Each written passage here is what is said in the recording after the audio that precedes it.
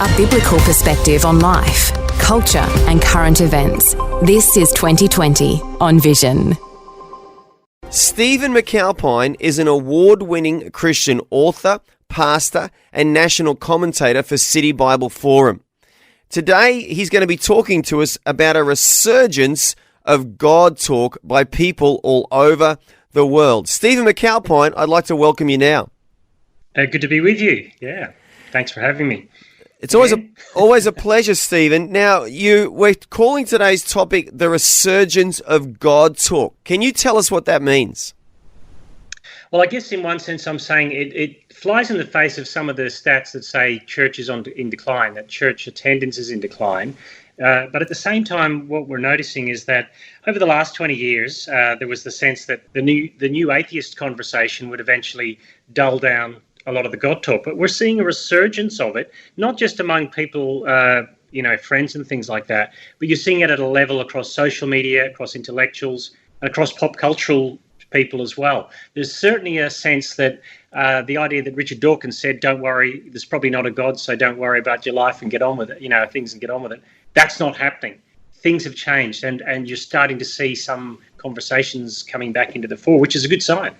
Well, it's encouraging, and it reminds me of many times in history. I think it was Voltaire, the famous philosopher, who once claimed that the Bible would no longer be read by the end of his lifetime. And it's said, I haven't verified this, that his home was turned into a Bible printing centre by the Swiss Bible Society. But even more recently in America, I think in the early part of the 19th century, around 1820 region, there were students on some of the top universities, either Yale or Harvard, I should say, burning Bibles, declaring that the Bible was no longer going to be a part of American society. And then we had the Second Great Awakening after that. So do you feel there is a resurgence of faith coming to the West?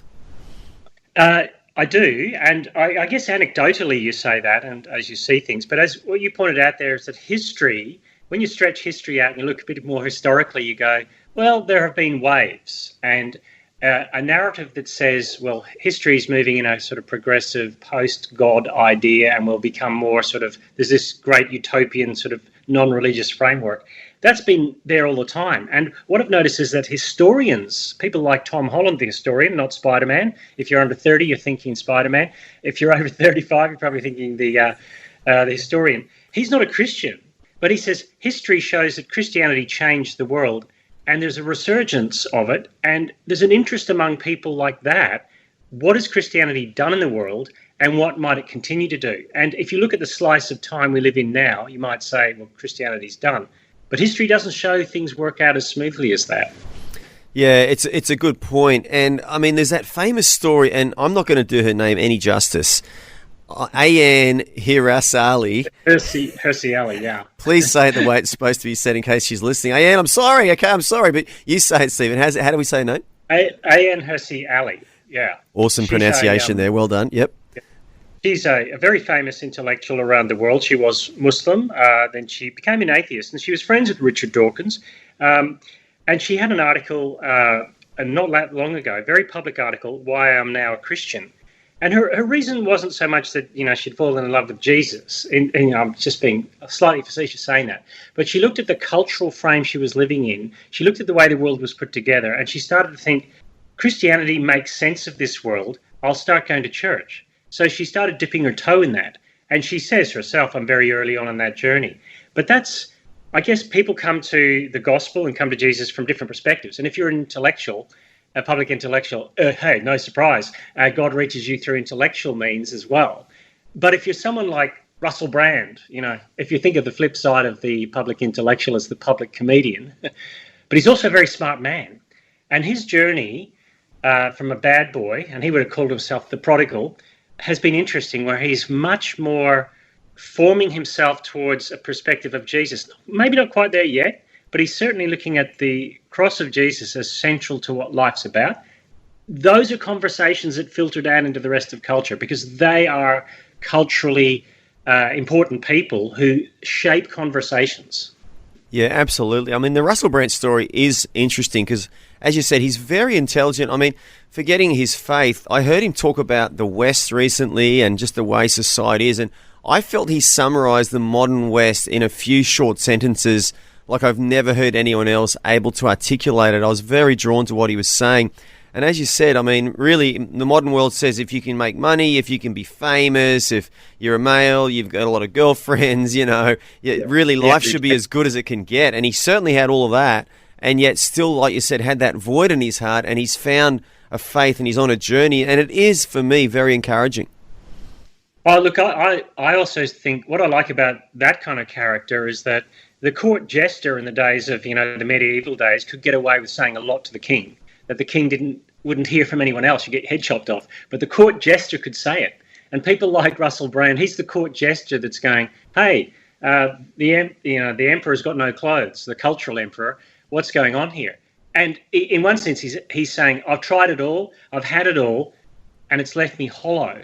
And that's a classic trope for many people, isn't it? They've tried it all. You see Jim Carrey saying that, if anyone who thinks that money's going to solve your problems, let me tell you, it doesn't do it. And it's those voices that people are starting to listening to that say there's something in our culture that's not right, that's not clicking. Maybe this Christian stuff is something to go going for it. I've seen that in a lot of different places. Yeah, and even some of my childhood heroes who are no longer famous for the younger generation, but Sylvester Stallone, Mr. T, and MC Hammer all have also professed a faith in Jesus in the last few years, which is really encouraging because, again, these guys were at the top of their game in their different spheres of acting and entertainment. And for them now, later in life, to be saying, you know what, Jesus is now my Lord and Saviour, it is very encouraging, very encouraging. Yeah, and Chris Pratt doesn't get any kudos in Hollywood for saying that he believes in Jesus, does he? I mean, you don't say it these days unless you really do, right? Because at the top level of culture, there's still a certain hostility towards the Christian faith. But I would say that one of the things that Mark Sayers, Australian commentator Mark Sayers, says is that in our Western culture, the experience bucket is full. You can do anything you want, but the meaning and purpose bucket is becoming empty. And that's when people start to ask questions. I notice that in conversations with friends who aren't Christian. They ask questions, and I always say this: runners tell you that they run, so you don't need to find out. But I have a lot of running friends, and you get to talking on running while you're running, and they have, in the quiet moments, they have questions. They want to know stuff, and I find that encouraging. Just not at the popular, famous level, but at the grassroots level as well. You must be running a lot of kilometres for people to having deep conversations with you on runs. It sounds like you're running more than I am. But look, sport does that though, doesn't it? Because there's the thing; it opens you up to other conversations, and any sport does it, I think. And look, I think and moving beyond just the sport, I think in the modern world, which, as you said, it is devoid of meaning. Sadly, in big cities now, it's devoid of community. I think sport is a great way to build community. And as Christians, I think sport, and whether that be a gym or a club or an individual sport you play, it's one of the best ways we actually can build bridges into non-Christians' lives, isn't it? 100%. Look, I wrote in my new book, Future Proof, that one of the chapters is on polarisation and loneliness, and that one of the issues we're facing in the culture is 1/3 of Australian households are single dwelling now. That's incredible. And that's set to rise with less people settling down, marrying and having children, the whole Tinder thing. And I think the wave, people say the tide of Christianity's gone out. Well, sure enough, it has. Tides come back, right? And so you have to watch for that. And there will always be signs and signals of it. And I think the people who aren't necessarily Christian have no skin and who have no skin in the game are those you should watch. People like Douglas Murray, who's an English commentator, people like Tom Holland, who are saying, hey, there's something about Christianity that shaped us in a way we probably will miss if we let it go. And those are the voices that people start to listen to. And then, of course, you've got Christian commentators like Glenn Scrivener and Justin Brearley, whose podcast, The Surprising, Rebirth, Return of the Belief in God. It's surprising in one level, but at another level, as you look at history, perhaps not so surprising. Yeah, and I guess, so where do we go from here, Stephen? Like, for all of our listeners across Australia right now listening to this conversation, what do you think we should do as believers now to perhaps facilitate this resurgence of God talk among people? Yeah, well, that's always the big question I say whenever I write anything is, how does the church respond to that? How do we as Christians respond? The Bible always says, be ready to give a reason for the hope that's within you. Right? And I think in the current culture, we're a little bit scared to say we're Christian because, like Mike Tyson says, everyone's got a plan until they get a punch in the mouth. And it feels hostile, right? But if you're gracious and good and kind in the way you live and the way you speak to people, you won't always get a hearing and people won't always like you and people will often think that Christianity is part of the problem. But there will be people. There will always be people who say there's something different about the way you're living and what you believe. And the Christian community can model that when it does it well. And I think if people lack in community, it's a very fractured world.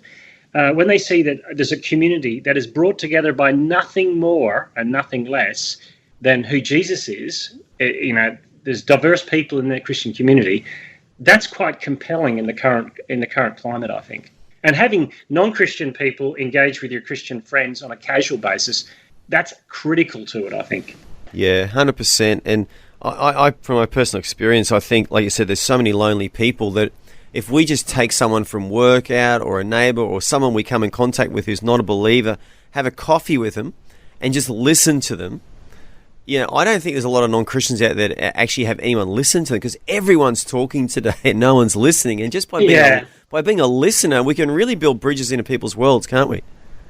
Yeah, look, my wife is a clinical psychologist, and what's happened, I think, is somehow a lot of listening's been outsourced to people who are paid to listen because we don't listen very well. And she was speaking about this recently, that listening is an act of love.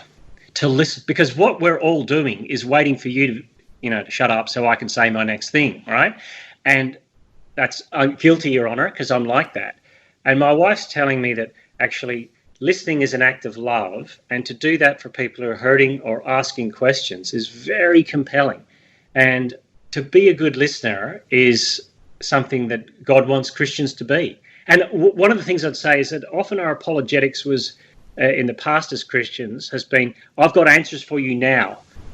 And one of the things I've learned over the past few years is to ask the question that's sitting behind the question. When someone comes at you maybe in a hostile way, you can say, oh, why are you asking that? What's been going on for you that you would ask that? Rather than pounce with, here's 5-point answer. Yeah, absolutely. Well, I mean, I used to be a sales trainer, and the worst salespeople are the salespeople who talk too much. The best salespeople ask questions, listen, find out what the customer wants or the client wants, then identify the products or services they have that match that need. And that is a far better approach to selling. But the traditional perception of people is that salespeople are great talkers, but I actually believe good salespeople are great listeners. And the old saying, leaders are listeners. So does your wife, the clinical psychologist, does she like to school you up on how to be a better listener? Can you share with our listeners some hot tips on how to be a good listener? Well, she looks at me sometimes, she said, pause before you say anything, and then in your mind go, what's the question that person's asking behind that question?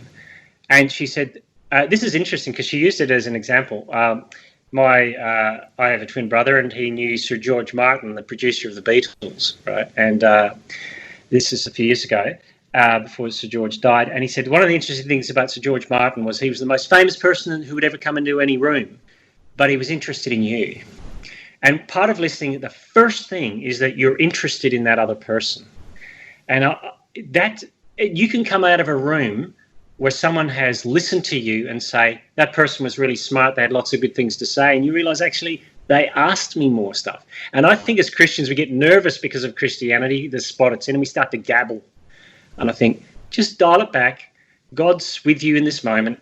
Have a listen to what people are asking. See what the issue behind the issue is. And that's what my wife would say in a clinical setting, but she also says in an evangelistic setting, start listening to what people are actually saying, and that's a good place to start. Yeah, well, you can tell your wife you're a good student because you've just modeled that to us now. And while you were talking, I was just thinking, if you think about it, God is the ultimate listener, isn't he? I mean, he's listening to prayers all day, every day, and sadly, a lot of his people don't even listen to him, and yet he just has this listening ear for us all, and we just sort of expect God to listen. And as you said, I think to be Christ-like, it's a servant role where you just go into a conversation or a meeting with someone as the listener, as the receiver of the information, not the giver of the information. And I just know myself, when someone really listens to me, I just feel so touched. And again, there's unbelievers out there right now that no one is listening to them. They are not being heard. They're not feeling any sense of significance. And as Christians, we can step into that void, can't we?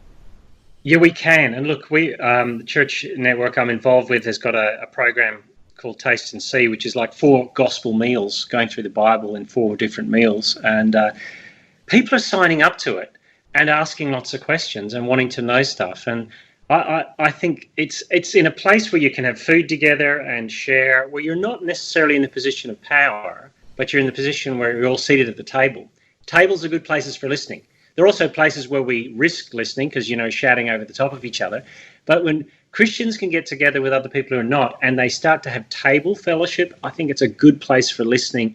And those conversations are coming to the fore. Now, I think the church is, future-proof. That's what I'd say. But how we go forward as a church in the next 30 years as we shape into this very different culture might mean that we dial some of the loudness back a little bit and start to listen a bit more. Yeah, hey, that's good preaching, Stephen. I'm listening to you, brother. I'm hearing you. I'm hearing you. Now, back to some fairly well-known people who are pronouncing faith. I'm not sure if you're aware of this, but originally from Brisbane swimmer Stephanie Rice, the Olympic swimmer, she's actually professed the faith in the last couple of months. And I don't want to put too much pressure on her because she's only a new believer. But, again, amazing story. A girl that had the world at her feet and is really a household name in Australia. 2 months ago, had the guts to come out on Instagram. And I don't know if you've seen the video. There's a video of her being water baptized and praying on her knees like a little handmaiden of the Lord there. I mean, it is encouraging, isn't it? It is. And, for her to actually do that once again, there's no credit from the culture from doing it. And I saw a bit of pushback against her. Oh, is she safe? And I'm going, she's probably the safest she's ever been. Because in one sense, the cliche is that you get all the gold and then you realize that all that glitters is not gold, right? And you realize that you run or swim for a crown that won't last. And suddenly she's got the perfect story of she's got the gold crown of the world. And suddenly she realizes that's not enough and it can't last and you can't relive that glory and it fades. I think that's always the point in your life that C.S. Lewis says it, that God whispers in our pleasures, but he shouts in our pain. That suffering and pain is God's megaphone to rouse a deaf world. And that whether that's actual suffering or it's existential suffering, someone like Stephanie Rice has experienced the highs and lows and realized that's not enough. And, she is a young Christian, so we don't want to put it on her. We just want to say, let her find her space to figure that out, I think.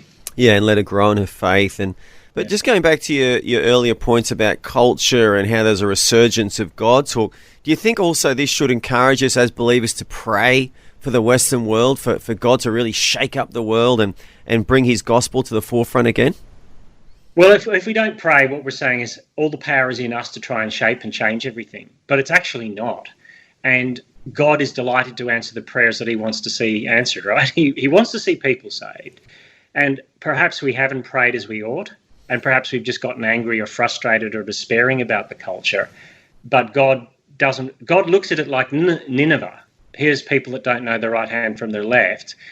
Don't be a grumpy Jonah, or don't run away, or don't despise these people. And I often say, we look for the low-hanging fruit to become Christian. What if God says, get a ladder and go up the tree? There's a lot of people that you'd be very surprised to become Christian, like a Zacchaeus, like the woman at the well. Like all those stories in the Bible should tell you that cultural people who are way away from God can become Christians. Surely it tells you that, and pray for it. Absolutely, yeah. I mean, I was actually talking about this on Sunday in a church here in Brisbane about when Wesley, and I think Whitfield was there, but the Wesley brothers were there, and I think it was Aldersgate Lane in London. They were just these young Oxford University students, some of the most brilliant minds in the world at that time, not just in England, but in the world. Mm-hmm. And they're praying and praying and praying all night for God to move in their nation. It's such an inspiring story. And of course, from there, we had this revival in both Great Britain and in North America from the Wesley brothers and from Whitfield. And it all started in a prayer meeting in that Aldersgate Lane in London.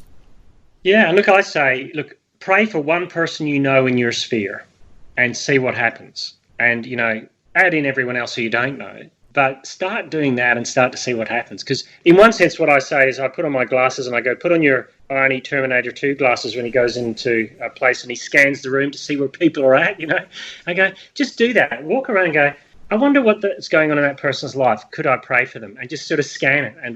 And I think God does work there, right? I love your pop culture illustrations, and I love your Mike Tyson quote too. That is the best quote. Everyone's got a plan until they get punched in the face. Not many people know that one. That's really good. But Stephen McAlpine, you got any final thoughts for us today about God Talk before we move on? Yeah, I would say keep it natural. Keep it just talk as if God is real. You don't have to make him abstract. You don't have to intellectualize him. Just talk about him as he's real. And some people will mock you for that, but other people will be intrigued because it's not the craziest thing that people in this world believe, by the way. There's lots of other stuff out there. So talk about it as if it's real, and I think that works. Yeah, amen. Hey, very refreshing, so good, and really motivating for me to keep praying for unbelievers and reaching out for unbelievers. I want to thank you so much for joining us. Now, you've got a website. It's Stephen, and that's with a PH. Stephen McAlpine, and that's an MC. Very funky name, by the way, McAlpine. It's sort of like this mixture of Scandinavia and Scotland. Stephen McAlpine, McAlpine.com. And also you work for and with the City Bible Forum, which is citybibleforum.org. But Stephen, I really want to thank you for your contribution today and just for inspiring our listeners all across Australia to pray, reach out to people, and be great listeners so we can see a resurgence of God Talk in Australia and beyond our shores even. Great. Thanks very much. Great to be with you today. Thanks for taking time to listen to this audio on demand from Vision Christian Media. To find out more about us, go to vision.org.au.